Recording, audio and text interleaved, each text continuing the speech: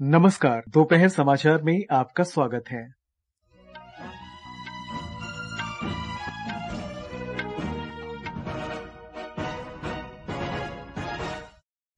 मालदीव के राष्ट्रपति मोहम्मद मुइज्जू 5 दिन की भारत यात्रा पर आज नई दिल्ली पहुंचेंगे। विदेश मंत्री सुब्रमण्यम जयशंकर मोहम्मद मुइज्जू से भेंट करेंगे। भारतीय वायुसेना ने चेन्नई के मरीना बीच पर 92वें वार्षिक वायुसेना दिवस समारोह पर विशाल एयर शो में वायुसैनिक क्षमताओं का प्रदर्शन किया। जम्मू कश्मीर और हरियाणा विधानसभा चुनाव की मंगलवार को होने वाली मतगणना की सभी तैयारियां पूरी। मुंबई में आग लगने की घटना में 7 लोगों की मौत।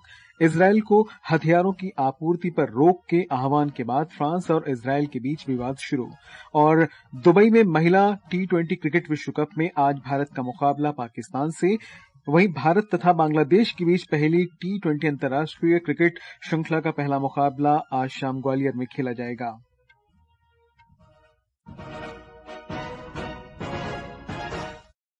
दोपहर समाचार के साथ मैं निखिल कुमार। मालदीव के राष्ट्रपति मोहम्मद मुइज्जू 5 दिन के भारत के राजकीय दौरे पर आज नई दिल्ली पहुंच रहे हैं। विदेश मंत्री डॉक्टर सुब्रमण्यम जयशंकर आज उनसे भेंट करेंगे। राष्ट्रपति भवन में कल सुबह राष्ट्रपति मुइज्जू का औपचारिक स्वागत किया जाएगा। वे प्रधानमंत्री नरेंद्र मोदी के साथ द्विपक्षीय, क्षेत्रीय और आपसी हित के अंतर्राष्ट्रीय मुद्दों पर बातचीत करेंगे। बैठक के बाद कई समझौतों पर हस्ताक्षर किए जाने की संभावना है। मालदीव के राष्ट्रपति का शाम को राष्ट्रपति द्रौपदी मुर्मू के साथ भेंट का कार्यक्रम है। हमारे संवाददाता ने बताया है कि अपनी यात्रा के दौरान डॉक्टर मुइज्जू आगरा, बेंगलुरु और मुंबई भी जाएंगे। हिंद महासागर क्षेत्र में भारत का एक प्रमुख पड़ोसी होने के साथ साथ मालदीव प्रधानमंत्री नरेंद्र मोदी के मिशन सागर और भारत की पड़ोसी प्रथम नीति के नजरिए में एक विशेष स्थान रखता है। विदेश मंत्री डॉक्टर जयशंकर की हालिया मालदीव दौरे के बाद मालदीव के राष्ट्रपति का यह 5 दिवसीय भारत का दौरा इस बात का प्रमाण है कि भारत मालदीव के साथ अपने संबंधों को कितना महत्व देता है। इस यात्रा से दोनों देशों के बीच सहयोग और उनके लोगों के बीच मजबूत संबंधों को और गति मिलने की आशा है। सुपर्णा सैकिया की रिपोर्ट के साथ आदर्श, आकाशवाणी समाचार, दिल्ली। जम्मू कश्मीर और हरियाणा विधानसभा चुनाव की मंगलवार को होने वाली मतगणना की तैयारियां जोर शोर से जारी हैं। सुचारू मतगणना के लिए हरियाणा और जम्मू कश्मीर के सभी मतगणना केंद्रों पर कड़े सुरक्षा प्रबंध किए गए हैं। हरियाणा विधानसभा चुनाव में लगभग 67% वोट डाले गए। राज्य के सभी 90 निर्वाचन क्षेत्रों में कल मतदान हुआ था। मतदान प्रक्रिया के शांतिपूर्ण रूप से संपन्न होने के बाद अब इलेक्ट्रॉनिक वोटिंग मशीनों को विभिन्न जिलों में स्ट्रांग रूम्स में 3 स्तर की कड़ी सुरक्षा के बीच सुरक्षित रखा गया है। हमारे संवाददाता ने बताया कि स्ट्रांग रूम 8 अक्टूबर को चुनाव अधिकारी, उम्मीदवारों और पर्यवेक्षकों की उपस्थिति में खोले जाएंगे। ईवीएम को सीसीटीवी कैमरों की निगरानी और कड़ी सुरक्षा व्यवस्था के बीच स्ट्रांग रूम में रखा गया है। हरियाणा में मतदान के बाद कड़ी सुरक्षा के बीच इलेक्ट्रॉनिक वोटिंग मशीनों को स्ट्रांग रूम में रखवा दिया गया। इस अवसर पर विभिन्न राजनीतिक दलों के नेता भी मौजूद रहे। मुख्य निर्वाचन अधिकारी पंकज अग्रवाल के अनुसार इलेक्ट्रॉनिक वोटिंग मशीनों की सुरक्षा के लिए 3 सुरक्षा घेरे बनाए गए हैं। सुरक्षा के लिए हरियाणा पुलिस के साथ अर्धसैनिक बलों को भी तैनात किया गया है। स्ट्रांग रूम पर सीसीटीवी के माध्यम से भी नजर रखी जा रही है। अब ईवीएम मशीनों को 8 अक्टूबर को मतगणना के दिन ही स्ट्रांग रूम से निकाला जाएगा। अश्विनी कुमार शर्मा, आकाशवाणी समाचार, चंडीगढ़। जम्मू कश्मीर में 18 और 25 सितंबर तथा इस महीने की पहली तारीख को 3 चरणों में वोट डाले गए थे। तीनों चरणों में कुल मिलाकर 63.88% वोट डाले गए। अनुच्छेद 370 हटाए जाने के बाद केंद्र शासित प्रदेश में पहली बार विधानसभा चुनाव कराए गए हैं। एक राष्ट्र एक चुनाव के लिए गठित समिति के अध्यक्ष और पूर्व राष्ट्रपति रामनाथ कोविंद ने कहा है कि पूरे भारत में एक साथ चुनाव कराने से देश को बहुत लाभ होगा। नई दिल्ली में कल लाल बहादुर शास्त्री स्मृति व्याख्यान में उन्होंने कहा कि एक साथ चुनाव होने से बेहतर प्रशासन, नीतिगत स्थिरता, सामाजिक एकजुटता और आर्थिक विकास के साथ वैश्विक रूप से प्रतिस्पर्धी बन सकते हैं। श्री कोविंद ने कहा कि ये सिफारिश अधिक समावेशी और समृद्ध भविष्य के लिए बुनियादी सुधार साबित होगी। ये समाचार हमारी वेबसाइट www.newsonair.gov.in और हमारे news on AIR mobile app पर भी उपलब्ध हैं। दोपहर समाचार में आपका फिर स्वागत है।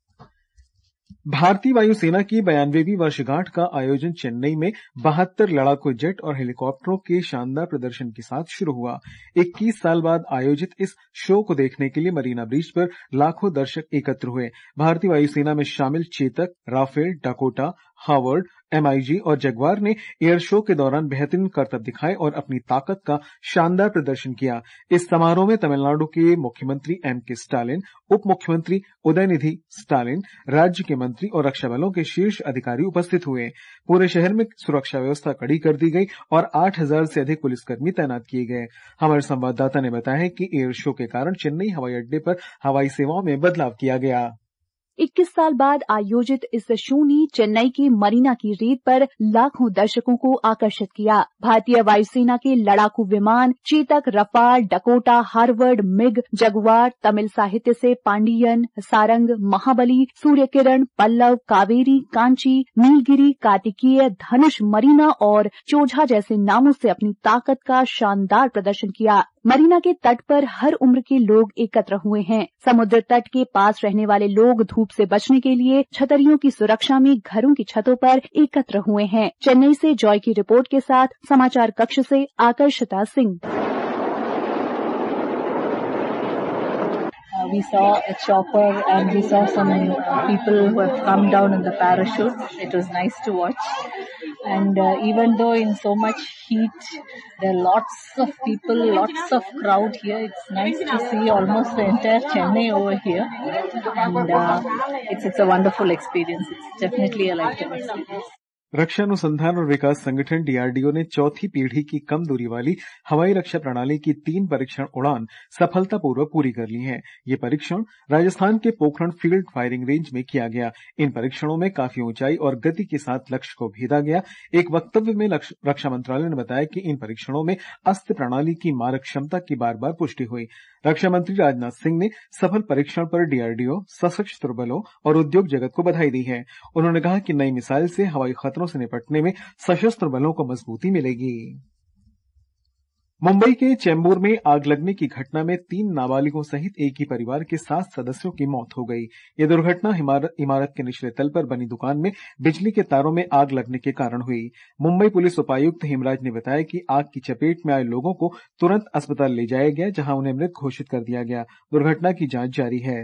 सुबह 6 बजे एक कॉल मिला जिसमें एक शॉप था और ऊपर 2 मंजिला में उसी फैमिली के लोग रहते थे। तो इसमें 7 लोग झुलसे और उनकी डेथ हुई है और 2 लोग जो शॉप में सोए थे वो बाहर निकले हैं। जो फायर हुआ है उसके जो रीजन है उसके बारे में हम फॉरेंसिक टीम और फायर ब्रिगेड की टेक्निकल टीम है उनसे हम इन्वेस्टिगेट करवा के एग्जैक्ट रीजन का पता करवाएंगे। महाराष्ट्र में लातूर के पूर्णमल लाहोटी सरकारी तकनीकी कॉलेज के छात्रावास में कल विषाक्त भोजन खाने से 60 छात्रों को विलासराव देशमुख मेडिकल कॉलेज एवं अस्पताल में भर्ती कराया गया है। पुलिस ने जांच शुरू कर दी है और भोजन के नमूने परीक्षण के लिए भेज दिए गए हैं। घटना के बाद सांसद डॉक्टर शिवाजी कालगे और जिला कलेक्टर वर्षा ठाकुर ने अस्पताल का दौरा किया। वहां उन्होंने छात्रों से मुलाकात की और उनके स्वास्थ्य की जानकारी ली। राष्ट्रीय अन्वेषण अभिकरण NIA ने आतंकी संगठन जैश-ए-मोहम्मद को धन उपलब्ध कराने की जांच के सिलसिले में कई ठिकानों की तलाशी ली है। NIA ने जम्मू कश्मीर, महाराष्ट्र, उत्तर प्रदेश, असम और दिल्ली में 26 ठिकानों पर छापेमारी की। इस दौरान NIA को मिले दस्तावेजों और उपकरणों की जांच की जा रही है। संदेह है कि इस मामले में शामिल संदिग्ध लोग युवाओं को कट्टरपंथी बनाने, उन्हें भारत में आतंकी हमले करने और आतंकवादियों से जुड़ी अन्य गतिविधियों में लिप्त थे। दिल्ली पुलिस ने आज उत्तर प्रदेश के मेरठ में अवैध हथियार की एक बड़ी फैक्ट्री का भंडाफोड़ किया। दिल्ली पुलिस की अपराध शाखा ने इस मामले में अब तक 2 आरोपियों को गिरफ्तार किया है और करीब 16 हथियार बरामद किए हैं। फिलहाल पुलिस घटना की जांच कर रही है। वित्त मंत्री निर्मला सीतारामन ने बहुपक्षीय विकास बैंकों की मजबूती के लिए G20 विशेषज्ञ समूह की 30 में से 27 सिफारिशों पर विचार के लिए विश्व बैंक की सराहना की है। प्रोफेसर निक स्टर्न के साथ कल नई दिल्ली में चर्चा के दौरान उन्होंने कहा कि विकासशील देशों को जलवायु परिवर्तन की जटिलताओं से निपटने के लिए विकसित देशों द्वारा उन्नत प्रौद्योगिकी का हस्तांतरण और धन उपलब्ध कराया जाना चाहिए। प्रोफेसर स्टर्न बहुपक्षीय विकास बैंकों के सुदृढ़ीकरण के लिए G20 की भारत की अध्यक्षता के दौरान गठित विशेषज्ञ समूह के सदस्य हैं। नवीन और नवीकरणीय ऊर्जा मंत्री प्रहलाद जोशी की 3 दिन की जर्मनी यात्रा आज से शुरू हो रही है। श्री जोशी हैम्बर्ग में 2 दिन की सस्टेनेबिलिटी कॉन्फ्रेंस में हिस्सा लेंगे। जर्मनी और ब्रिटेन के मंत्रियों तथा अन्य अधिकारियों के साथ हरित हाइड्रोजन, कम लागत पर धन उपलब्ध कराने और नवीकरणीय ऊर्जा क्षेत्र में सहयोग बढ़ाने पर चर्चा की संभावना है। इस यात्रा का उद्देश्य जर्मनी के साथ संबंधों को प्रगाढ़ करना, व्यापारिक अवसर सृजित करना और नवीकरणीय ऊर्जा के विस्तार को गति प्रदान करना है। कोलकाता के आरजीकर मेडिकल कॉलेज की जूनियर डॉक्टर के साथ दुष्कर्म और हत्या के विरोध में 6 जूनियर डॉक्टरों ने अनिश्चितकालीन भूख हड़ताल शुरू कर दी है। सरकार के समक्ष रखी गई 10 सूत्री मांगों पर कोई कार्रवाई नहीं किए जाने के बाद डॉक्टरों ने भूख हड़ताल शुरू की है। इस बीच 24 परगना जिले के जयनगर में चौथी कक्षा की एक छात्रा से दुष्कर्म और हत्या मामले में बैरकपुर अदालत ने आरोपी मुस्तकिन सरदार की पुलिस हिरासत 7 दिन के लिए बढ़ा दी है। पीड़ित बच्ची कल मृत पाई गई थी। ये समाचार आकाशवाणी से प्रसारित किए जा रहे हैं। ताजा समाचार जानने के लिए आप हमारे social media handle x@AIR News Hindi को फॉलो कर सकते हैं। ये आकाशवाणी है। इजरायल ने लेबनान में हमले तेज करते हुए बेरूत शहर के दक्षिण इलाकों में भीषण हवाई हमले किए हैं, जिससे शहर में भारी तबाही हुई है। लेबनान के एक सुरक्षा अधिकारी के अनुसार कल उसने उत्तरी शहर त्रिपोली में हमला किया। कल हवाई अड्डे के निकटवर्ती इलाकों सहित बेरूत के दक्षिणी उपनगरीय इलाकों में इजरायल ने कम से कम 8 हमले किए। इससे पहले इजरायल की सेना ने लोगों से इस क्षेत्र से चले जाने को कहा था। इजरायल ने गजा में डेर अल बलाह में एक मस्जिद पर भी बमबारी की, जिसमें 21 फलस्तीनी मारे गए और दर्जनों घायल हुए। लेबनान में इजरायल के हमलों में कल 20 से ज्यादा लोग मारे गए। इजरायल ने हिजबुल्लाह और हमास के लड़ाकों को निशाना बनाकर कल पहली बार उत्तरी लेबनान में एक फलस्तीनी शरणार्थी शिविर पर बमबारी की। क्षेत्र में भीषण संघर्ष के बीच फलस्तीनी शरणार्थियों सहित हजारों लोग लेबनान छोड़ने पर विवश हैं। शुक्रवार को इजरायल के हमले के बाद से हिजबुल्लाह के मारे गए नेता सैयद हसन नसरल्लाह के उत्तराधिकारी समझे जाने वाले हाशिम सैफुद्दीन का कोई पता नहीं चला है। खबरों के अनुसार दक्षिणी बेरूत के एक बंकर में उग्रवादी गुट के कुछ अन्य शीर्ष सदस्यों के साथ एक हवाई हमले में उसकी मौत हो गई है। इस बीच फ्रांस के राष्ट्रपति इमैनुअल मैक्रों ने कहा है कि इजरायल को गजा में इस्तेमाल के लिए हथियारों की आपूर्ति न की जाए।